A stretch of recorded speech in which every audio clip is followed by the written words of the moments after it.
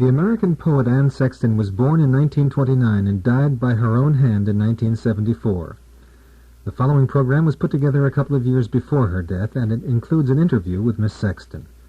Despite the fact that she was a poet of the dark side of the soul, and she wrote about insanity, sexual obsession, suicide, it was not a morose experience to know her. On the contrary, she was cheerful and funny. She liked to look ahead. It was almost as though her disease was a visitor who would come at unexpected times. She never knew if that visitor would leave her free forever or come back momentarily. Nonetheless, she drew her poetic inspiration from those unhappy times, and we, her listeners, were invited, or commanded, to share her pain. Wait, mister, which way is home?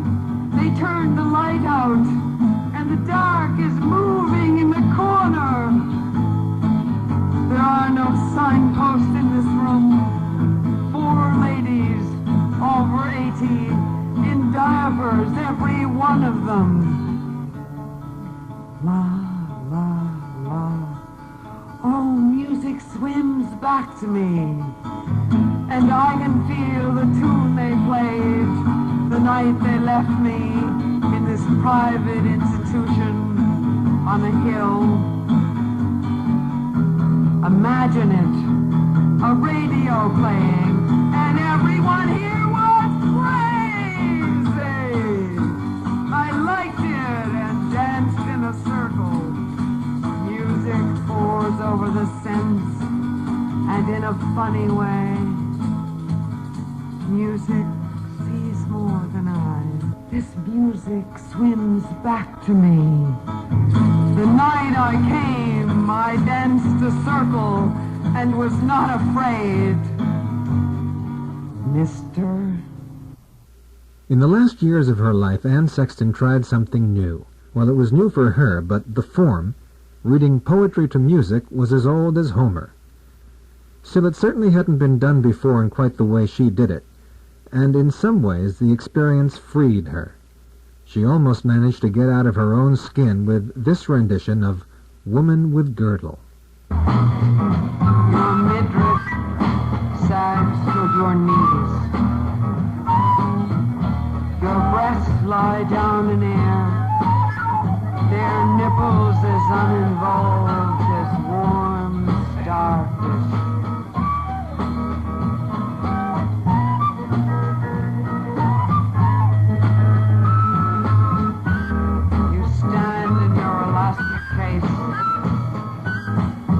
Still not giving up the newborn and the old-born cycle. Moving, you roll down the garment, down that pink snapper and border. Belly, soft as pudding, slops into the empty space.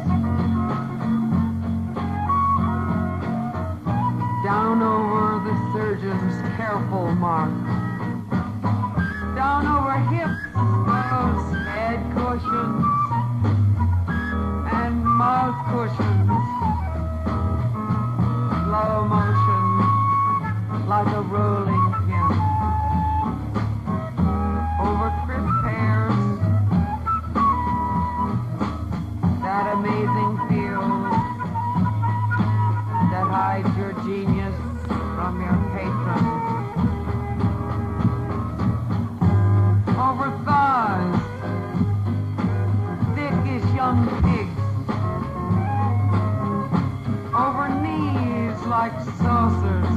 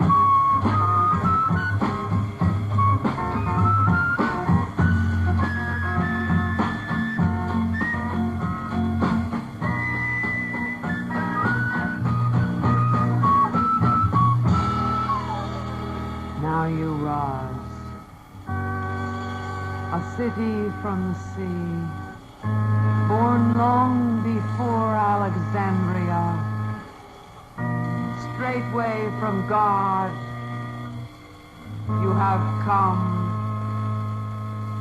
into your redeeming skin.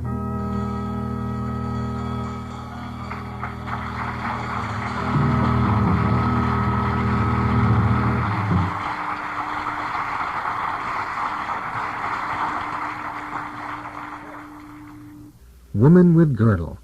At one point I asked Anne Sexton about her latter-day entry into the world of music. I wanted to know, for instance, what this peculiar combination was called.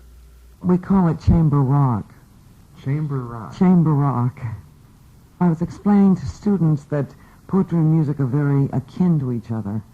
And I said to one student, if any of you play an instrument, maybe you could set some of my poems to music. And a football star said he'd try, and he did. He came up with a song, and we liked it, so we went on from there and got other instruments, and it grew. How do you suppose, in your view, does playing this kind of music in the background change the impact of the poem? I think it reaches a larger audience. Is that the idea, just to... I think it does. I mean, I think it enhances it. It develops it in a way that it isn't developed. Woman with Girdle, my daughter doesn't like what they do because it's kind of dirty.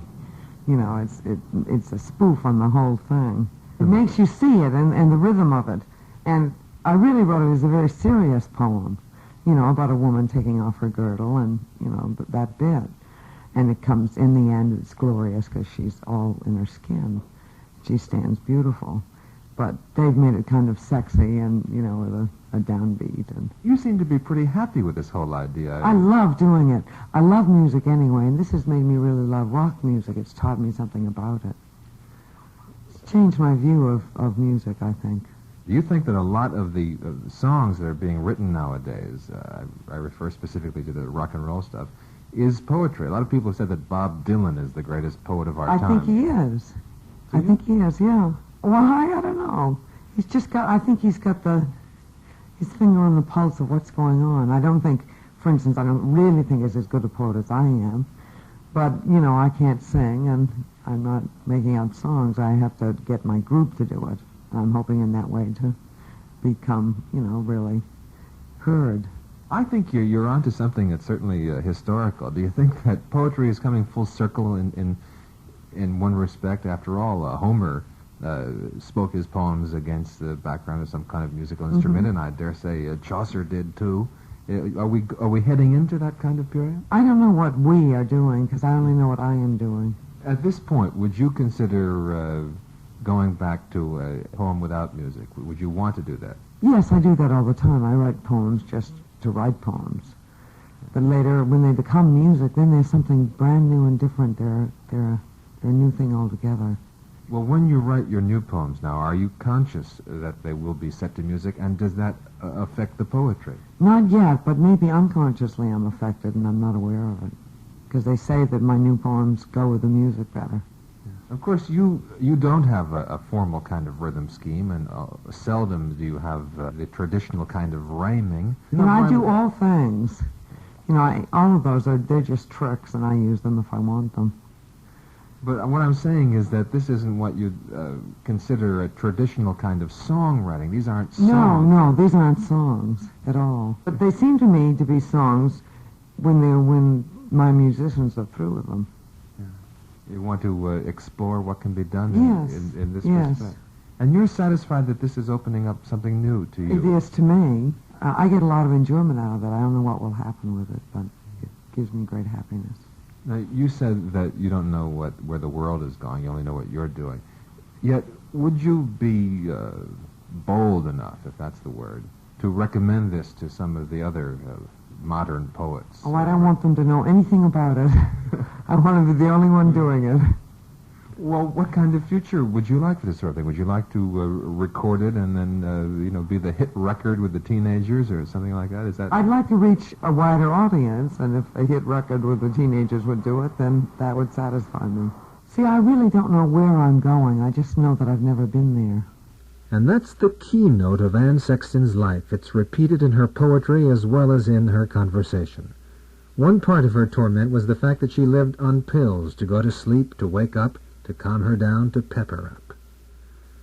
Here now is a song about sleeping pills from her Pulitzer Prize book, Live or Die.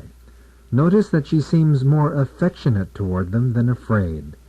The poem is appropriately called The Addict.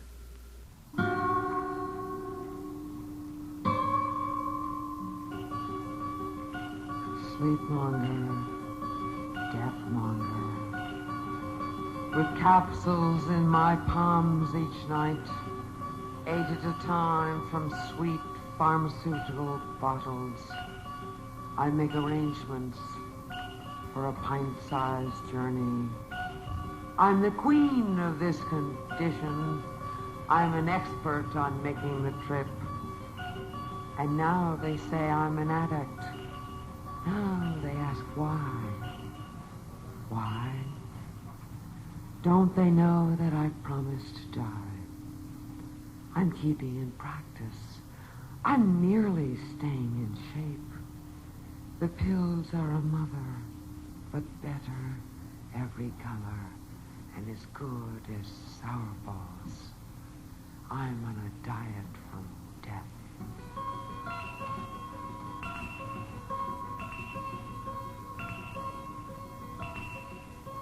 Yes, I admit it has gotten to be a bit of a habit.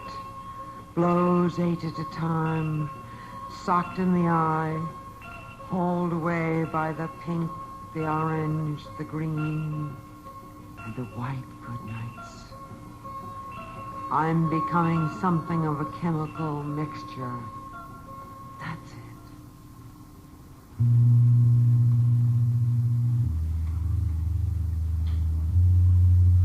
My supply of tablets has got to last for years and years.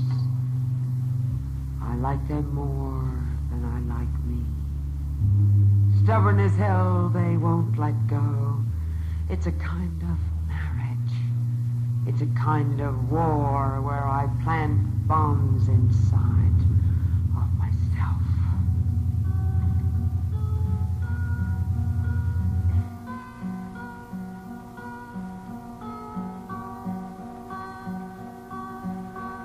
Yes, I try to kill myself in small amounts. An innocuous occupation. Actually, I'm hung up on it. But remember, I don't make too much noise. And frankly, no one has to lug me out. And I don't stand there in my winding sheet. I'm a little buttercup in my yellow nightie, eating my 8 loaves in a row. And in a certain order, as in the laying on of hands or the black sacrament.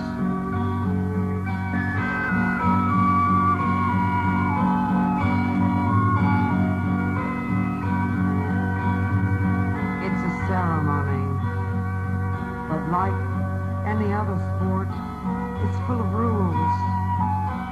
It's like a musical tennis match where my mouth keeps catching the ball. Then I lie on my altar, elevated by the 8 chemical kisses.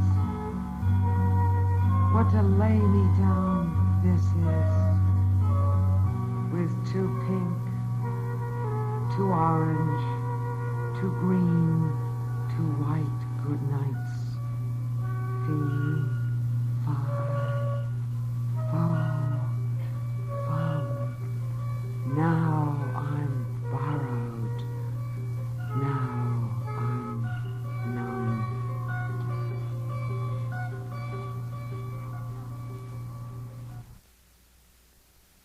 Well, justified or not, history demonstrates that when poetry and music get together, the most common result is a love song. But in Anne Sexton's hands, even love becomes threatening.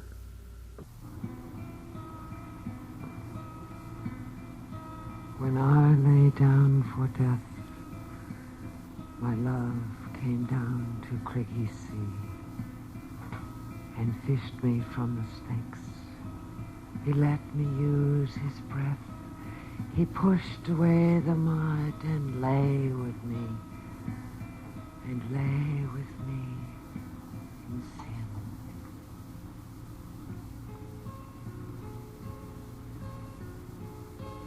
I washed lobster and stale gin off your shirt.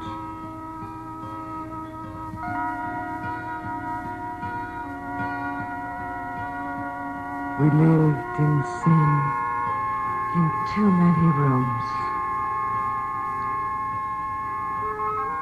Now you live in Ohio among the hard fields of potatoes, the gray sticks, and the bad breath of the coal mines. Oh, love, you know how the waves came running down the stairs for me,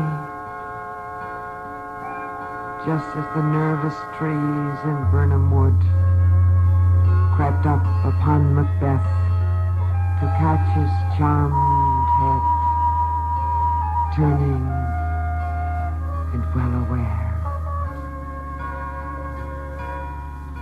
I was not safe. I heard the army in the sea move in again and again against me.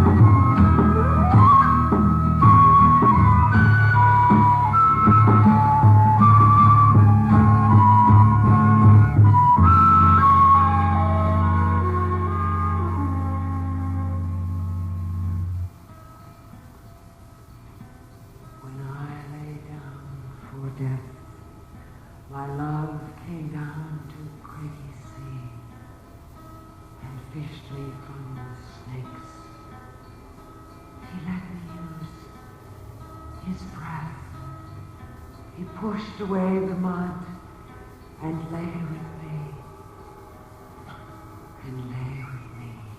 in sin.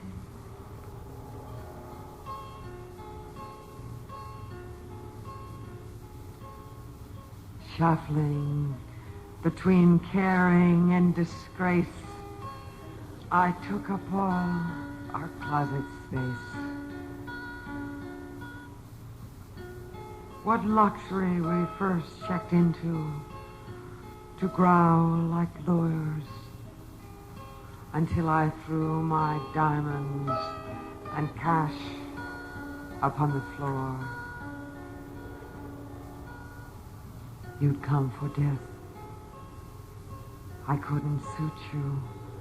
until the sun came up as mild as a pear, and the room, having hurt us, was ours.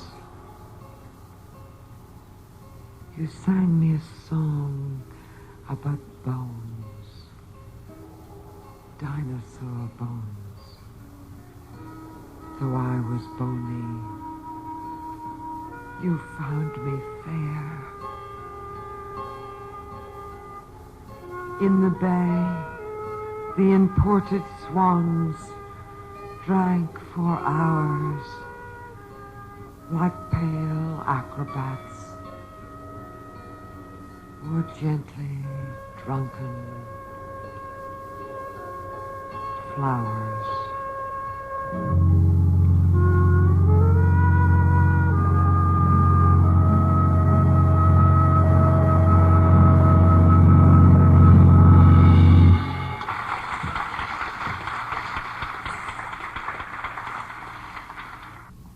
The performance of Anne Sexton and her kind was recorded in concert at Lincoln, Massachusetts in October 1968.